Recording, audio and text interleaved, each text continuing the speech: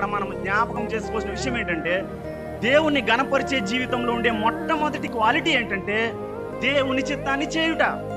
దేవుని చిత్తం ఏంటంటే మనమందరము రక్షించబడాలి. ఇది నా మాట కాదండి, దేవుని మాట. అది మీరు ఎక్కడ చూస్తారంటే తిమోతి రాసిన మొదటి పత్రిక 2వ అధ్యాయం 4వ వచనంలో ఈ విధంగా మనమందరము రక్షించబడాలి, మనమందరము దేవుని సొత్తుగా ఉండాలి, మనమందరము ఆయన బిడ్డలుగా ఉండాలనేది దేవుని చిత్తము. కాబట్టి దావీదు ఏం చేశాడంటే దేవుని చిత్తాన్ని తెలుసుకొని దేవుని చిత్తాన్ని నెరవేర్చాడు. సౌలు ఏం చేశాడంటే దేవుని చిత్తం తెలిసి కూడా దేవుని చిత్తాన్ని నెరవేర్చలేకపోయాడు. మనము ఈరోజు జ్ఞాపకం చేసుకోవాల్సిన విషయం ఏంటంటే, am I doing God's will? నేను దేవుని చిత్తాన్ని చేస్తున్నానా లేదా?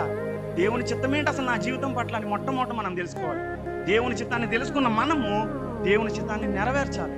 కాబట్టి మొట్టమొదటి విషయము దేవుని చిత్తమును చేయుట, డూయింగ్ గాడ్స్ విల్.